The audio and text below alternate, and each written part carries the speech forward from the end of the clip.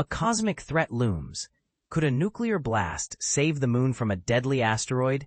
Last year, the discovery of asteroid 2024 YR4 sent shockwaves through the scientific community. Initially calculated to have a 3% chance of colliding with Earth, this space rock has since been re-evaluated. Now, it has only a 4% chance of striking the moon in December 2032. While the Earth risk is gone, the moon's fate hangs in the balance. And scientists are scrambling to prepare for the worst. As the 2032 deadline approaches, researchers are finalizing plans to protect our only natural satellite. A new NASA-led study outlines potential missions and timelines to ensure the moon isn't battered by a large asteroid within a decade. Related research: https://www.sciencealert.com for the date. 2032 city killer impact threatens Earth's satellites. Study finds warns that even a minor hit could multiply Earth's micrometeoroid impacts by 1,000 times. Like a meteor shower so powerful, it could disrupt satellites and even astronauts on the International Space Station. But here's where it gets controversial. Should we prioritize deflection or destruction? The answer isn't simple. If 2024 YR4 is indeed heading for the moon, which is still uncertain, it's up to us to decide how to stop it.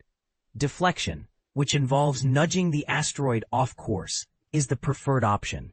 However, doing this requires knowing the asteroid's exact mass, a challenge given its distance and unpredictable density.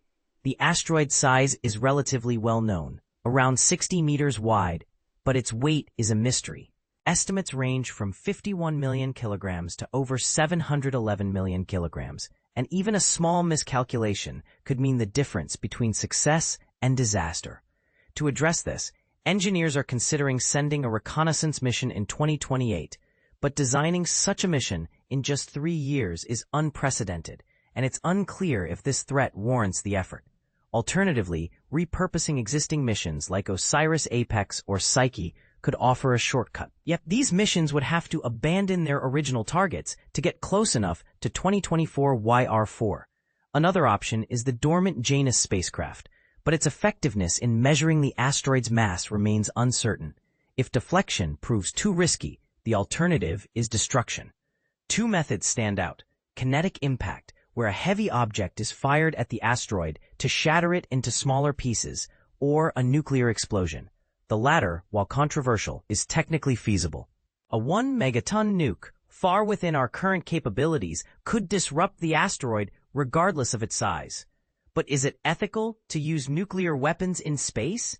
This is a political and technical dilemma. History offers some clues. In 1962, the Starfish Prime test demonstrated that nuclear explosions in space are possible, even if not for asteroid deflection.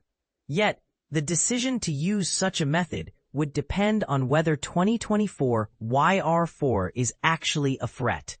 We won't know until 2028, and time is running out. As the window for launching missions shrinks, one question remains: should we trust science to save the moon? Or should we embrace the power of a nuclear blast? What do you think? Is deflection the safer choice? Or is a nuclear solution the only way to ensure the moon survives this cosmic gamble? Share your thoughts in the comments below.